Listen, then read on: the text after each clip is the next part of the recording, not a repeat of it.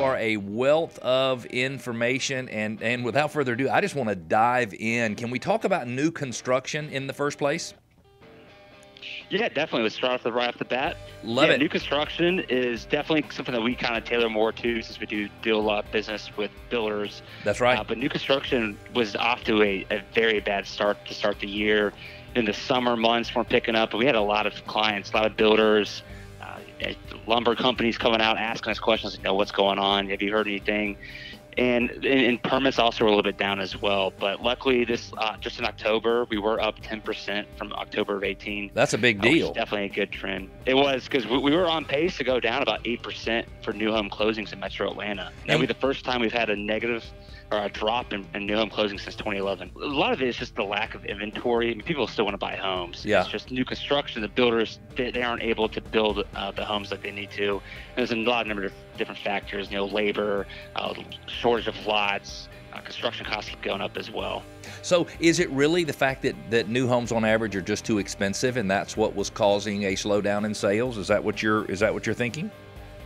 That's definitely one of the many factors, but yes, definitely. We do track the average resale price compared to new construction, and for the first time since the downturn, new construction was actually at under 20% premium from a resale. So builders are actually moving further and further out as well. And so that number, it's a macro number, and sometimes it's not the best to look at because a lot of the new construction is picking up in these less expensive areas.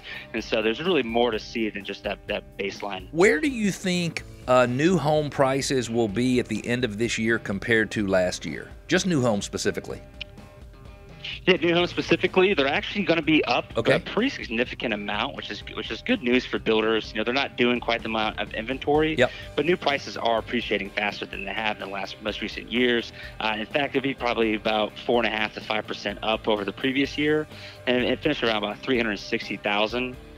This will actually be the highest increase we've experienced in 5 years for year-over-year increase. Can we move and talk about some school districts that have the largest appreciation over the last couple of years? You and I talked about this before, and I was fascinated by which schools are appreciating the most. Do you happen to have some of that information with you today? Number one is South Atlanta High School.